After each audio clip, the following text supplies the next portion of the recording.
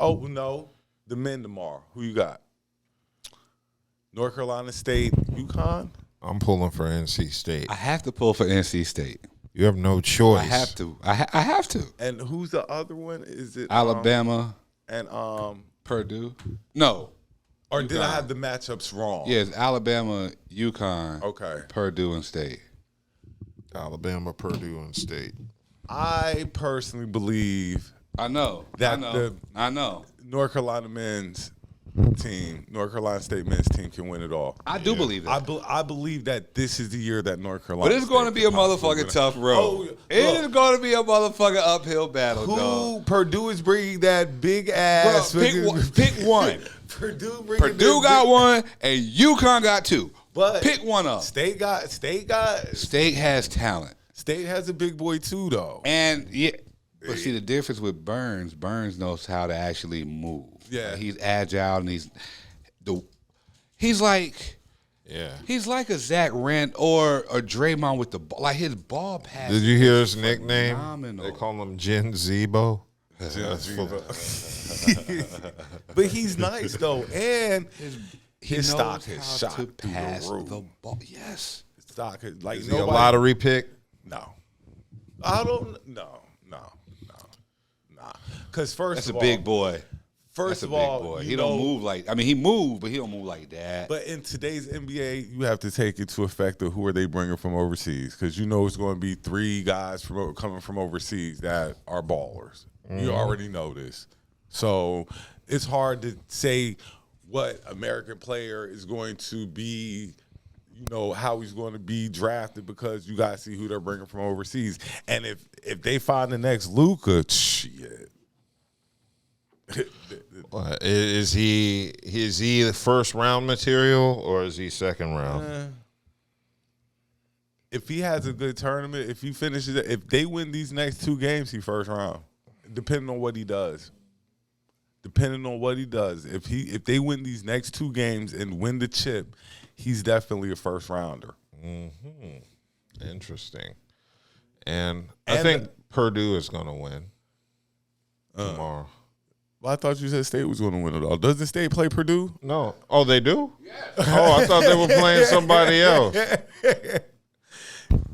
Maybe you don't understand uphill battle. Maybe you don't understand the term uphill battle. I thought you said Alabama and Alabama plays UConn. I know. Okay. Yeah, I did. Alabama plays UConn. I thought you said Alabama. But they got the Edie fella. They got to deal with this big ass white boy for real. For real. I thought you said Alabama. This bohemian. That white boy big. They have to deal with him. There's no way around him. Okay. You have to deal with him. So it's going to be like that scene in Higher Learning when they were fighting, Busta Rhymes and Ice Cube and the red and the white boy. And them 2 big fat motherfuckers from each side squared off, cracking their knuckles. It's going to be like that. Oh, the Post tomorrow. Look, if you ain't got no business down there, don't go, because it's going to be some big boys down there banging tomorrow. The Boilermakers. Isn't that their names? Mm-hmm.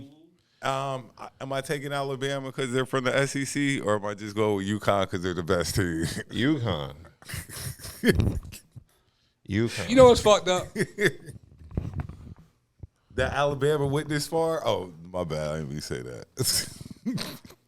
I don't even know what the hell they're doing here. Who, Alabama? I don't even know what they're doing here. They slipped through the cracks. Bruh, I don't even know what they're doing here. The Cinderella story. Nobody really cares about like that. Like, the question is, how did Alabama make it this far in the tournament? You get here. Nigga, I have no idea how Nobody's supposed to be. They are definitely not supposed to be here. Definitely not.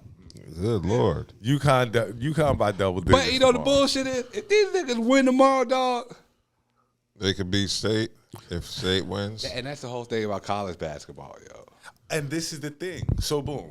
Let's talk about ratings when it comes down to it, because South Carolina's already in, and you're either going to have Iowa or UConn. Yeah. Nobody's going to want to see State versus Alabama like that. No. Are you really going to want to see? We will watch it because we're in the Raleigh area, so we're going to watch the State. Yeah, but I'm watching anything across the country. They tell you North Carolina State and Alabama are about to play for the national title. Are you tuning in? Only because of State. Because it's like, who the fuck plays for Alabama? Oh, I couldn't. And that's word of Brandon Miller, nigga. Like shit. What you say, Antonio McDyess? Like who? Like nobody knows. So all right, we'll see those games tomorrow night. Okay, and that's why. And that's another thing about the women, the girls. That's what I was getting at. Their stories, just the play style is more encapsulated. The money game is Iowa or UConn versus South Carolina. And preferably if it's Iowa. And the bullshit is no matter how much money you put on South Carolina, you ain't going to win shit. Nah. You ain't going to win shit. Nah. Because they're going to be the odds are so fucking high. Bruh. Heavy favorites. This shit's like, the returns been like 21 cents or some shit. So you can bet on how much they win by. There's no money in it. There's no money in it. There's no money in it. They're probably going to be double-digit favorites, especially over Iowa. UConn maybe not so much. Definitely over Iowa. You got see the thing with Iowa and UConn. UConn's team is gimpy. You know what I mean? They're not 100%. They're missing key players deep in the season, bro. Like that's the only reason why. And if Iowa is struggling with the UConn freshman class, like we're not talking about the upper class. You're struggling with the UConn freshman. But then, I always got that one changing factor. Of course. That girl get hot, it's a wrap. Of course.